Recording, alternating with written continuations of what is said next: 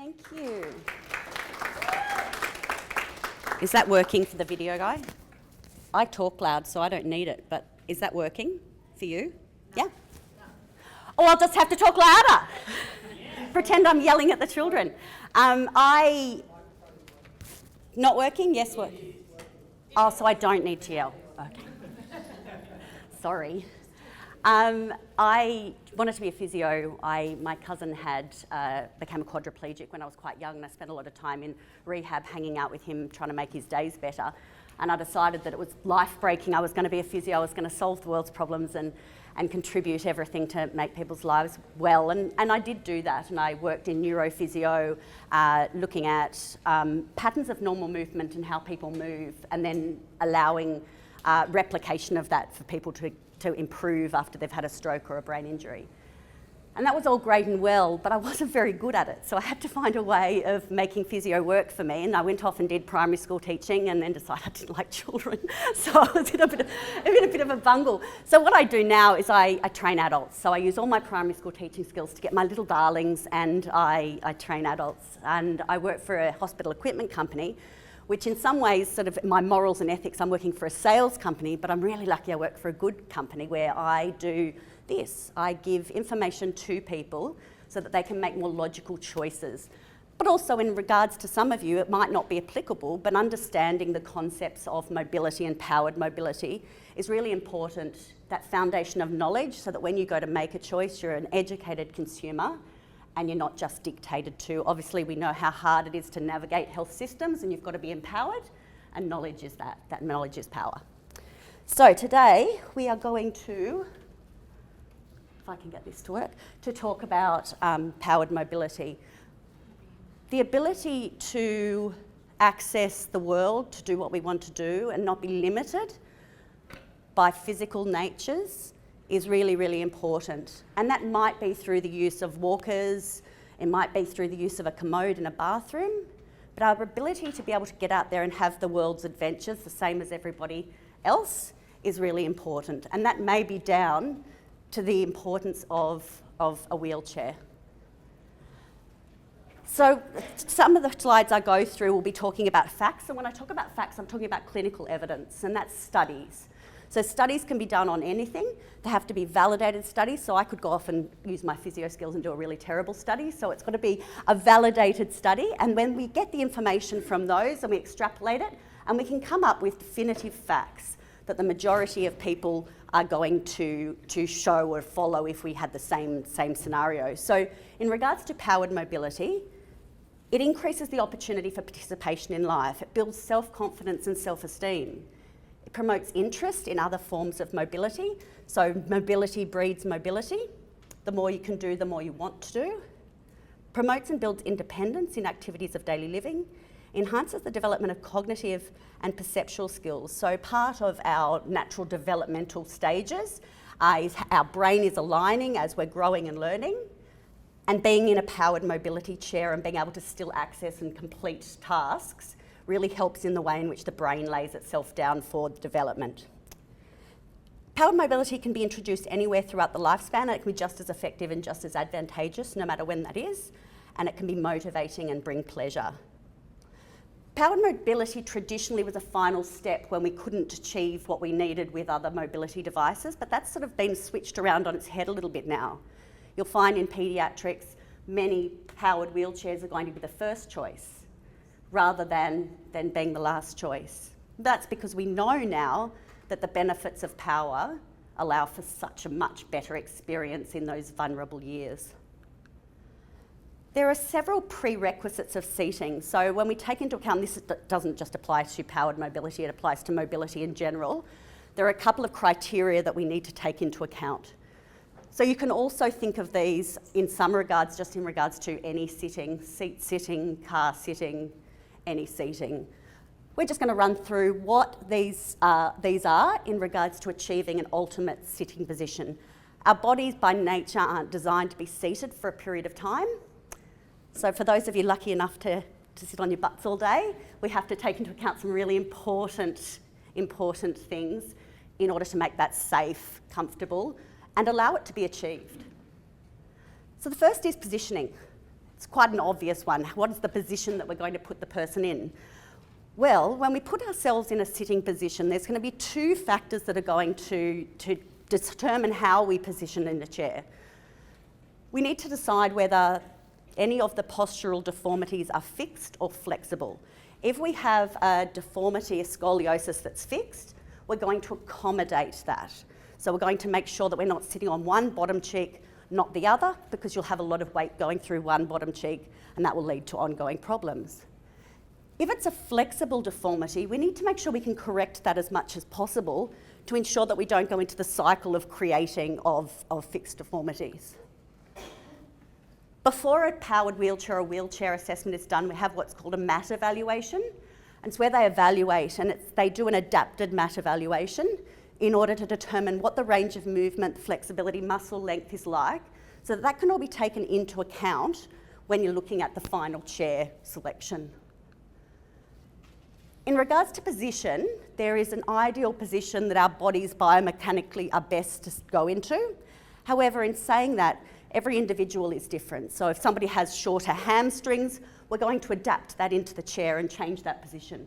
So when we go through positioning now, we're going to be looking at what would be ideal and what we're trying to achieve, but we obviously wouldn't have to force somebody into that position. We'd take and adapt the chair to allow for changes in that position. So the first is our pelvis. How do we want to orientate our pelvis?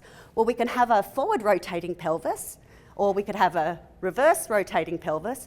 We actually want it to be sitting in the middle. So we don't want somebody with a curve in their back. Oh, I've got a pointer. Wonder how I use it. There. We don't want somebody to have a curve in their back there, because remember our back is an S shape and we should have our lumbus curve there. We don't want somebody to be curved the other direction. We're looking at trying to get that pelvis really nicely aligned, and we'll look at why that is in a second. In saying that though, if we have adaptations happening up further in the spine, we may have to accommodate for that lower in the spine in order to create a balanced sit. So ideally, we'd love to have the pelvis sitting up nice and high, because what we're sitting on is our sitting bones. At the bottom of our pelvis, we have our ischial tuberosities. They're the two little C-shaped parts of the pelvis, and that's what we're best to be sitting on. If we're sitting in this posture here, we start sitting on the bottom of our sacrum and coccyx. It's a very delicate area. So the other option is that sitting on the skin in that part of the body isn't ideal either. And when we come through here, we end up starting to sit on our femurs too much. Oh, this one, femurs too much. So positioning of the pelvis is really important. Our knees and our feet give us the stability. It gives us the balance that we need to stop ourselves from going forwards or backwards. So making sure that we accommodate as best as possible our feet. Ideally, we'd have a 90-90-90 position. That's the ultimate goal that we're looking for. But the actual goal is to make sure that legs and feet are supported, because to be able to do gross upper limb movement, we need to have stability in the lower limb. So making sure that those feet and those legs are supported enough to allow us to shift body weight.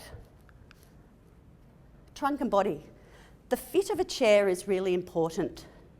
Really, really important. Because you're sitting in it for a long period of time, you want to be comfortable and supported, but you don't want it to be too big, whereby you're having to reach and bend to be able to get for that support, and you don't want it to be too tight, in which it's then going to cause pressure injury, pain and discomfort. So making sure that the fit of the chair is right isn't just about one size fits all. There's components of each section of the chair that needs to take into account the components of each section of your body. So it's not necessarily talking about a straight up and down chair like we have here. We're talking about something that's going to be adapted in multiple areas. Shoulders and arms. It plays an amazingly important part in seating, especially when we're seated for a long period of time. Ideally, if we're using a powered chair, our arms will be at neutral, so a relaxed shoulder by our side and our elbows at 90 degrees, so that position there. To allow us to use a powered control, the shoulder will generally come forward by 15 degrees, and if we're a manual wheelchair user, we're going to have an angle of 30 to 60 degrees to be able to access that wheel. The arms for support is really important for the ability to stay in a chair for a long period of time as well. So getting that angle right is important. Head.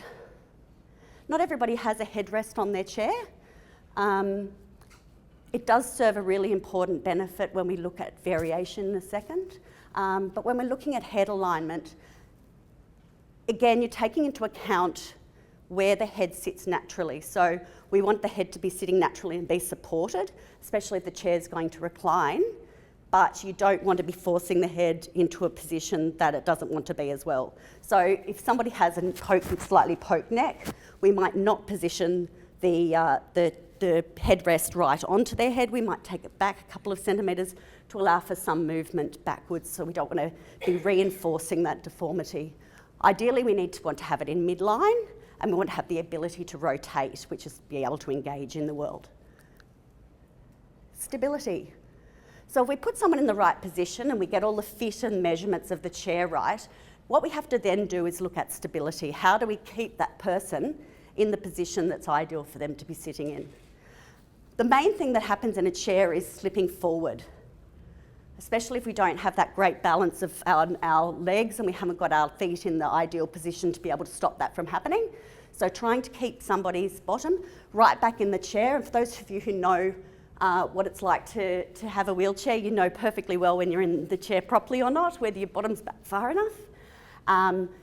Once we have the person in that position, it's really important that they stay in that position, because again, if we come forward, we're going to be sitting onto our sacrum again. Not the ideal way to be sitting. Really important, something I'm very passionate about is skin protection. Has anyone had a pressure injury before? No?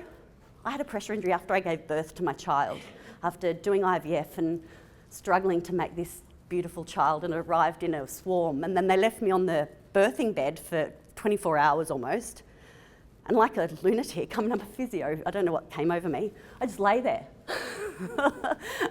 and got a pressure injury on my bottom. So a pressure injury is when we have a bone on the inside and a surface on the outside. And when we take a bone and a surface and push them together, we're going to squash everything that's in the middle. And what's in the middle of those? Skin, fat, and tissue. If you take your finger on your palm and you press down for a while and squash that tissue, you see a white dot appears, and that's because there's no blood there. I literally have squashed those little blood vessels down and prevented oxygen and nutrients from going into that area and prevented carbon dioxide and waste product from coming out. And that's all well and good. Our bodies are designed to be pushed and pulled, but when you leave that on there for a period of time, eventually those skin cells will die. And that's called a pressure injury. Pressure injuries are created by many different reasons. One is pressure. We're all different amounts of tolerance as to how much pressure we can accommodate over how much period of time. So for some people, if you're in a poor nutrition state, if you're overweight, if you're a hot and sweaty person, you're going to be more likely to develop this. The time where it becomes problematic is when you lose your mobility. So if you're in a situation where you're not able to shift your weight in your chair or move around in your bed, you're going to start becoming really at risk of pressure injury. So mobility is the key to be able to prevent that skin under those ischial tuberosities from dying. So there we have pressure. So our bodies are designed to offload pressure all the time.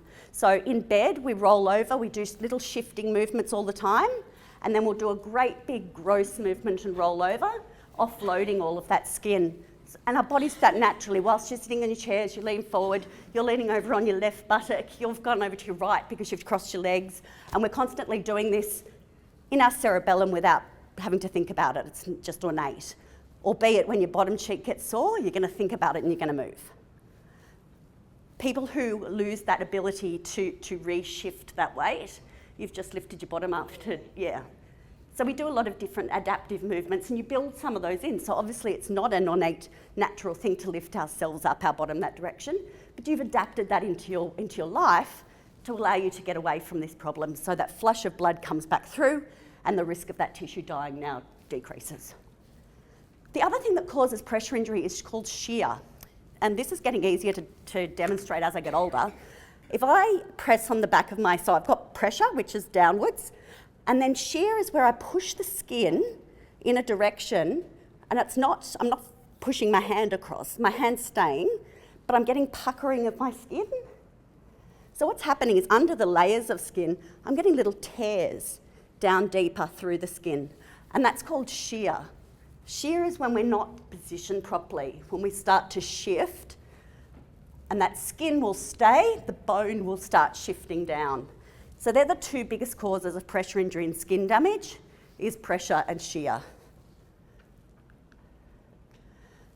As we continue on, we're going to be talking a lot about different ways in which to prevent pressure and shear, and as you get advised on chairs and on mobility, they'll build all this into account, but it's really important that you understand the risk of pressure.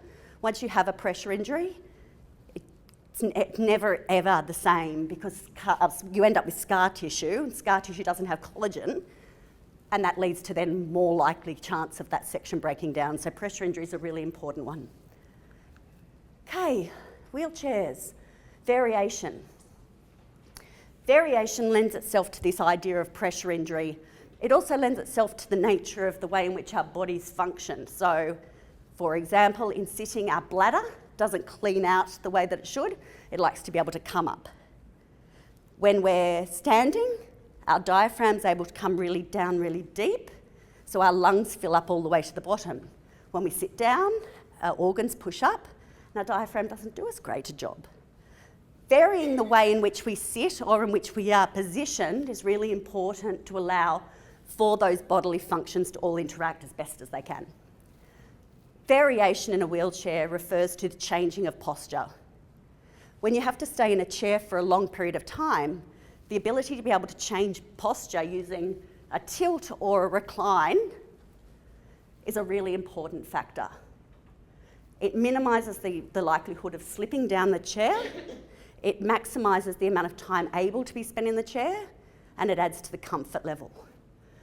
Recline is when we take a backrest and we tilt it back, so we're opening the angle at the hips.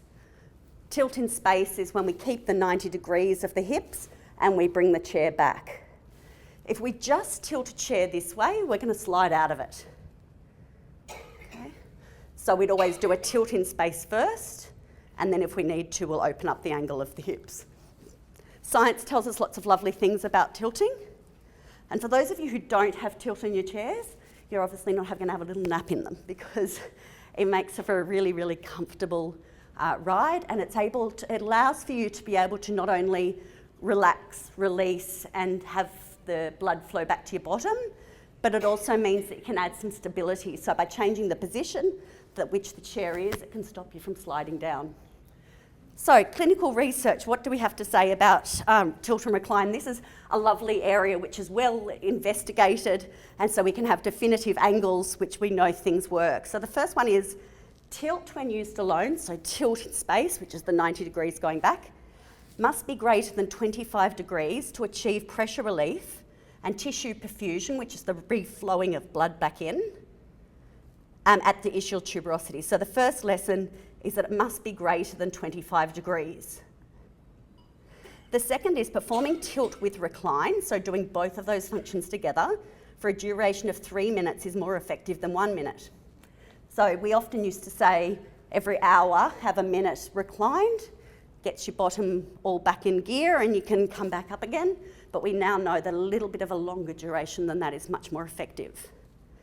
And encouraging periodic movement improves posture, productivity, and decreases pain. So we know that the effect of being able to do short periods of tilt and relax back onto your back is advantageous. The mechanism of it is that by taking the weight off your bottom, so when you're sitting, you've got the entire bulk of your body load going through your buttocks. When you recline back, some of that weight will go through your back, so it's transferring the weight shift, really. So fully weight bearing on your buttocks to weight bearing on your back, less on your buttocks. Vibration. Vibration's a funny thing because there's hardly any evidence about vibration in wheelchairs, but there's a lot of evidence of vibration in mountain bikes and golf buggies. So I think if you're wealthy and you've got a mountain bike or a golf buggy, then that's where all the evidence comes from. So we're able to extrapolate information, less from cars because it's a different type of vehicle altogether, but mountain bike studies are really, really useful for wheelchairs. Vibration, especially for you guys, is incredibly important, and it's actually something that's become a bit of a phase of excitement in the wheelchair world. When you're a wheelchair loser like me, you find it quite fun when everyone gets interested in vibration all the time. So vibration is one of those buzz things in wheelchairs at the moment, and understanding the effect of vibration and dealing with it.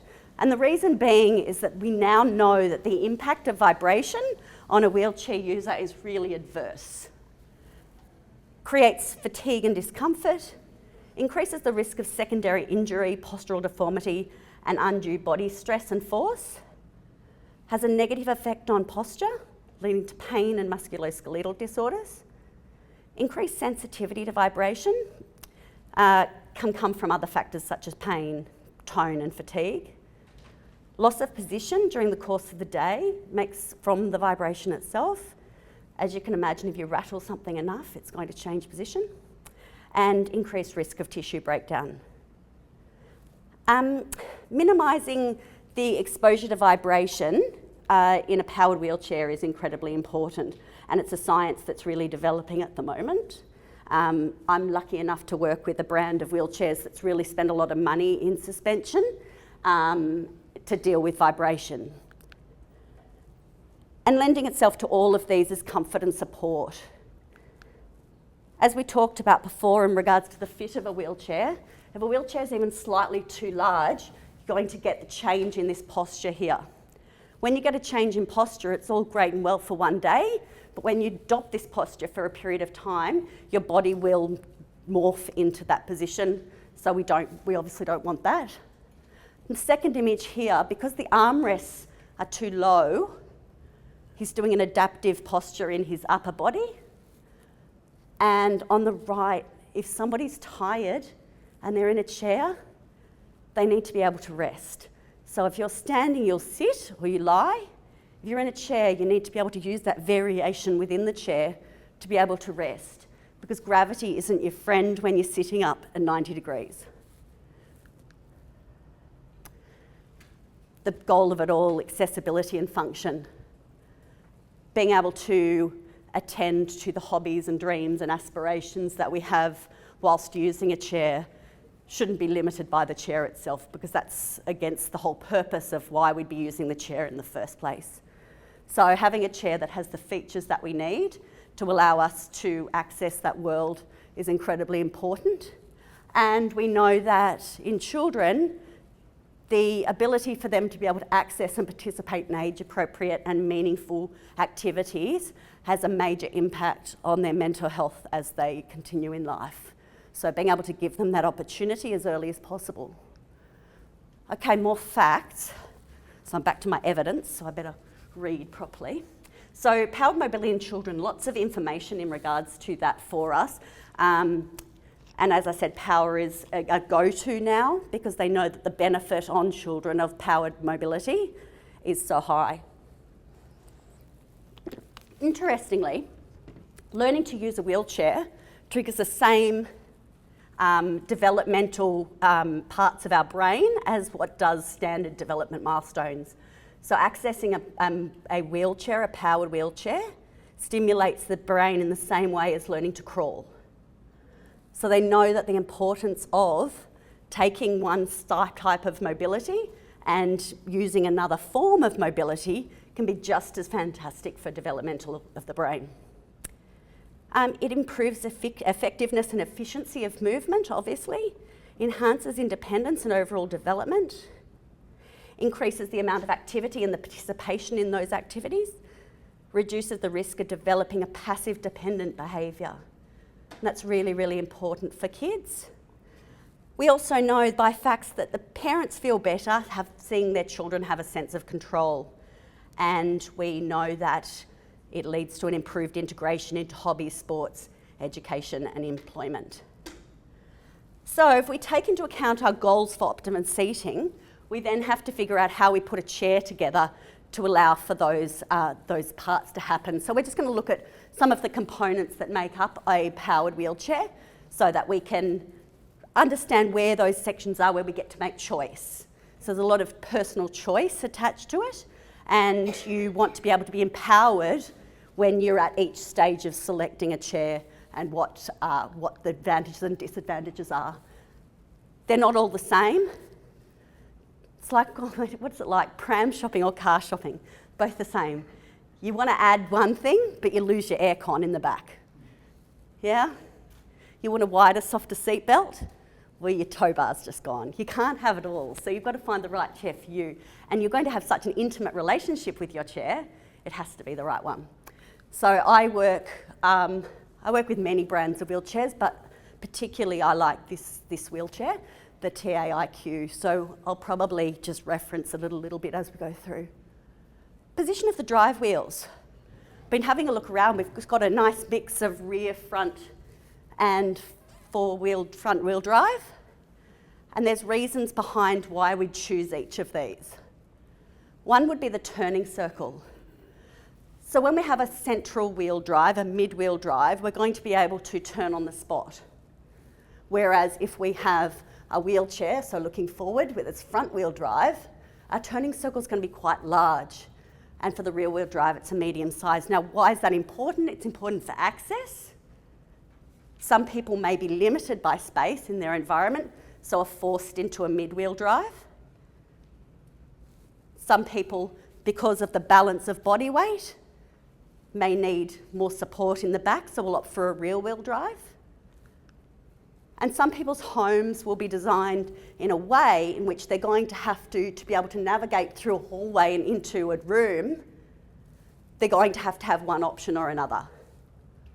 So if we're having a mid-wheel drive, we turn on the spot and go into a room.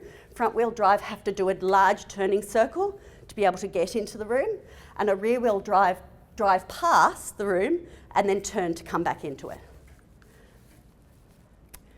Accessories for a wheelchair, unlimited. Most of the accessories that we have are designed to help with posturing and positioning and prevention of ongoing deformity. So that can be all the way, obviously you're straight away, you'd have your cushion and your backrest, but different foot supports, pelvic supports, leg supports, in order to make that as comfortable as possible. The cushion and the backrest are integral to the positioning in a chair, and there are many brands and many different specifications. They're very customisable to make sure that we mimic your natural body as much as possible to make that as comfortable and not to add to any of the pressure injury risk. In regards to cushions, two options. One is to accommodate a change in posture. So a fixed posture that we don't want somebody weight bearing too much on one side. We want them to be able to be weight bearing on both sides, but we might need to raise one side up to support the body part. Or a deformity that we're able to correct by putting somebody onto the right cushion to be able to bring them back into neutral. Foot plates. Foot plates are really important because you need to be able to reach them. That's one really important fact. There is different types of foot plates we can get. These ones here extend up so that your legs can go out straight in front of you and be supported. This one here is an electric foot plate that comes down to the ground so you can step on and off it. Drive control, that's really, really important that you test and try a lot of different controls because you're going to have preference of one over the other. Some are going to be easier to use, some are more intuitive, some are more basic and much easier. So that's important. The distance that a chair can go. You don't want to be buying a chair that only goes to 30 kilometres if your shop's 20 kilometres away. You need to be able to get there and back. We'll all have the same problem with electric vehicles. We're going to need to plan ourselves a little bit better. There are many factors that affect the distance that you're able to go in a chair. It's obviously the battery. But there's many contributing factors, such as the ground that we go over. If we're going over bumpy ground, if we're going up and down hills, we're going to get less kilometres out of that chair itself. But you need a chair that goes a long distance to allow you to have as much distance as you can with charge. Maximum speed. Walking speed, Brisk walking speed is about 7 kilometres an hour. So chairs go up to about 12.5 kilometres an hour. So it's a running speed. But if you're going to be in a chair, you get to run. So you can choose whatever speed you want. Crash testing. Really important when you're choosing a chair that when they say it's crash tested, that it's actually been crash tested with a crash dummy in it. A lot of chairs are crash tested just a chair. That's very good, the chair survives, but you want to know what happens to you when you're in it. Being able to access a vehicle whilst in a chair is important, especially in a powered chair because they are heavy and difficult to navigate, so you want to be able to travel in the chair. So tie-down points are essential. Harnessing is essential in order to prevent injury when an accident occurs, but make sure that you check out whether they were crash tested with a dummy. Functions. This is the best part of wheelchairs, is what they can do, because they're magic. There's lots of different things that you can do. And powered functions are even better. So we have powered tilt, so that's where we took that 90 degrees and tilted it in space. We can have a recline, and that's a really flat wheelchair. Most of them don't go that flat. Recline and a tilt in space at the same time. Powered stand-up or powered seat elevation. Powered seat elevation is special to me. I find it's just such a wonderful ability to be able to change height and posture. It provides so much independence and it provides so much equality for people to be able to access the varying heights of the world. So that's all fine and well to raise a seat up, but we need to be able to access it. So finding out what the maximum and lowest height of a wheelchair, they'll come with all different dimensions. So they'll have minimum and maximum seat widths or seat depths, seat height, and there's a lot of variation. So you can have different brands which all have different specifications, but within one brand there's a whole lot of play that you have in regards to height. So the wheelchair that I work for is 38 centimetres from the ground, so that low to the ground, and then you get 30 centimetres of lift. So that's why I love this chair, because it's so easily accessible. So you're able to step on and access the low height of that chair, and then get your 30 centimetres of raise. Okay, suspension. This is the exciting bit for me because it's what protects against vibration. So what is suspension? Suspension is the inbuilt mechanism of a wheelchair that allows us to separate ourselves from the environmental vibration that's occurring below us. So I made this graph all by myself. I couldn't find what I wanted. I wanted to show, and there was one piece of evidence, but it was all grainy, so I thought I'll just do it myself. So if we're going over an environment that's rocky and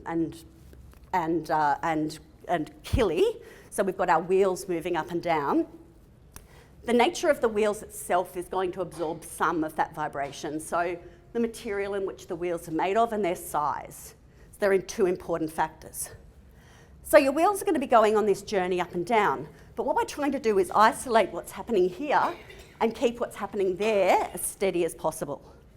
So you're going to have the wheels making some adaptations. You're going to have the suspension, so you're going to get a little bit less vibration up through here. Then you're going to have some absorbed through the chassis, and then you're going to have some absorbed in the interaction of the seat. So the goal is that top line, which is the bit that's affecting you, is minimised as best as possible. Addressing vibration. There are 4 reasons that addressing vibration is important. The first is comfort. It's not nice being exposed to vibration. It's actually one, in work health and safety terms, it's one of the highest problems that they have in workers is the sense of vibration and the effect that that has on the body. It leads to very fast fatigue. Muscles don't work well under vibration, so you get a deterioration in the ability for those muscles to work, and it means you're going to get slippage in posture and you're going to have less time being able to be spent in the chair. Stability. When you shake something, it's going to shift and move. So we're going to lose that beautiful posture that we were trying to create when we started at the beginning of today. Traction. When we get vibration and we don't deal with it at the wheelbase, you're not going to be able to get the traction that you need to access the difficulties of off-road travel.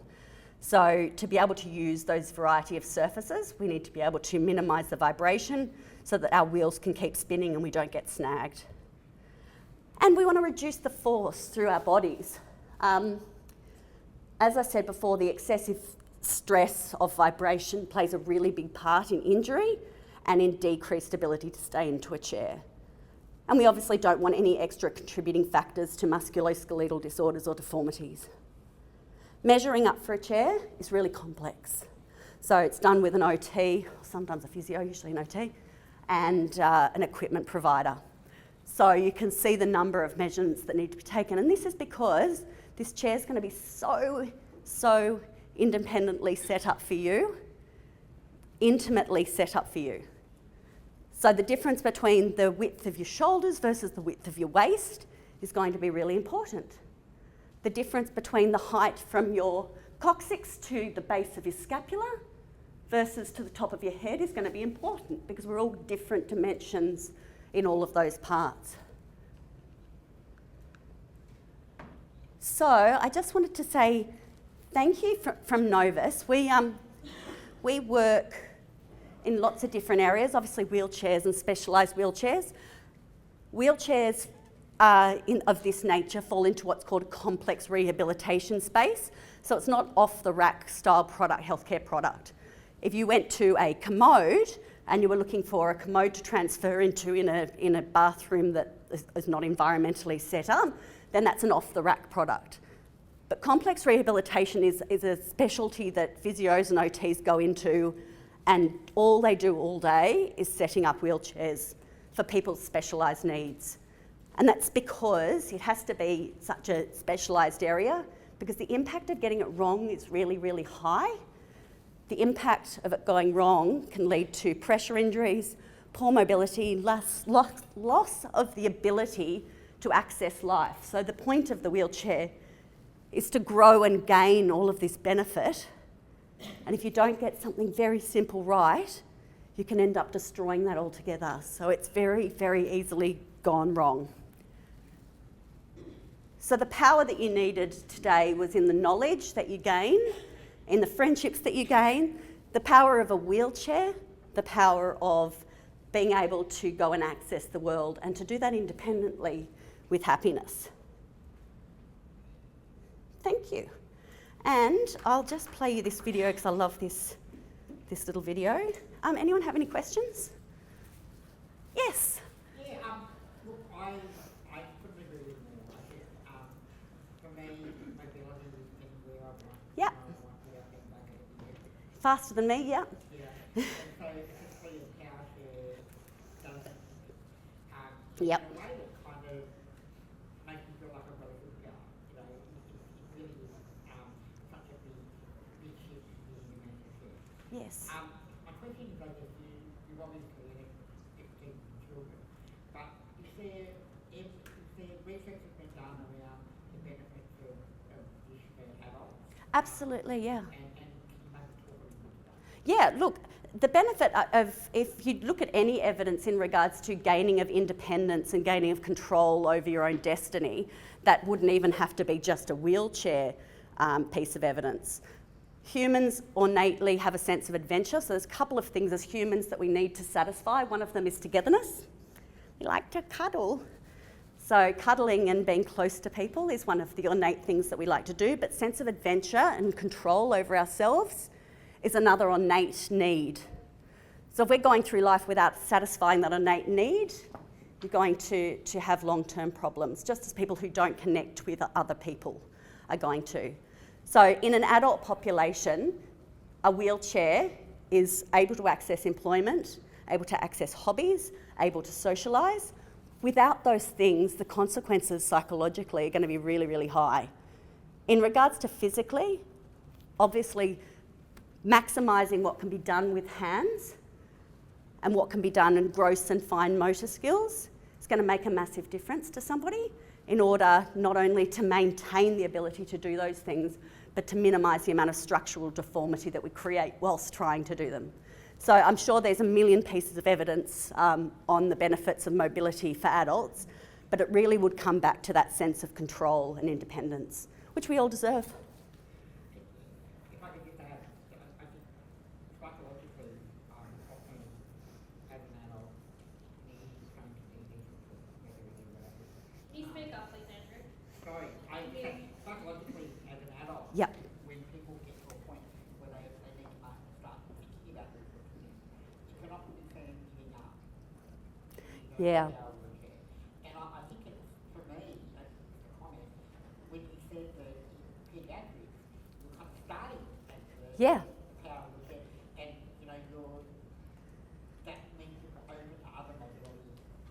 Yeah, and look, So I think that's probably true for adults. Yeah. as well. Yeah. we're trusting in health professionals that that initial contact that we have with a piece of equipment isn't seen as a failure. You know, there are some people that need to use patient lifters and have to be moved with lifters, etc.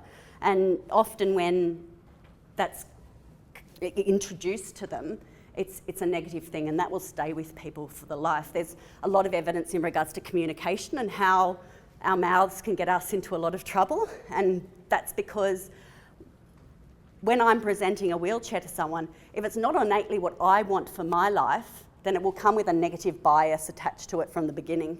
So obviously when parents have small children and we're introducing the concept of wheelchair, it shouldn't ever be presented in that way that, you know, if you deteriorate enough, you'll be able to use a wheelchair. So it's about the opportunity for a wheelchair, and it's about introduction of that earlier in life. So in times where, times of immobility, etc., being able to utilise in small batches and create achievement really sets you up to be able to see it as a wonderful opportunity in life. Keeping people up with development, stages and stuff like that. Yeah, absolutely. Yeah, and that's part of, even just eye contact, being up high enough to have eye contact. Eye contact, and that is one of those ornate things that we have as humans. We engage, all of you. As soon as I look at you, I'm looking at your eyes and you're looking at my eyes, or my big nose, or hopefully my eyes. It's one of those connections, so it's a non-verbal connection that we do with our eyes. So just even being up high enough to be able to do that easily, really, really wonderful opportunity. Thank you so much for having me. I feel very passionately about mobility. I really am a giant dork, but when you see what we get to see every day and what a difference mobility makes to people, what a difference it makes to see people be able to do things by themselves for the first time in years, it means that that physio in me is still being really satisfied by helping people. So I won't have to touch you, but I'll still be able to help you, which is beneficial for everyone. So thank you so much for having me today. And you've got so many good speakers coming up, so many good speakers. And tomorrow sounds absolutely amazing. Genetics is one of my favourite, most interesting things to listen to. And I'm sure that will be a good one as well. Thank you. Well, thank you so much, Elissa. Oh, I'm not on. Oh, I was on. You were. So thank you so much, Elise. That was really very interesting. My pleasure. Was there any other questions? We have a couple of minutes just before. If there was any other things that anybody want to know? Yep. Yep. The multi-line graph that you showed before, what was the numbers on the wire? Oh, I made the numbers up. The numbers were irrelevant. The idea is that you go from a large amplitude to mid-chair, a smaller amplitude, and obviously much smaller when you get to your body. That's the goal anyway. It's a smooth ride. Okay, oh, thank you so much. Have a little gift. Thank you so much for having us, and good luck tonight. Have a wonderful time. I'll just hang around, and I've got cards for anything you'd like, because you need to be able to touch and feel and play. So making sure that you can get your hands on a wheelchair. Dirty person over there. Making sure that you can get your hands on cushions and try and test and see what you have. Make sure you just sing out, because that's what we do all day, is just letting people play with equipment so they can get their head around what's going to be best for them. Fantastic. Thank you. Thank you.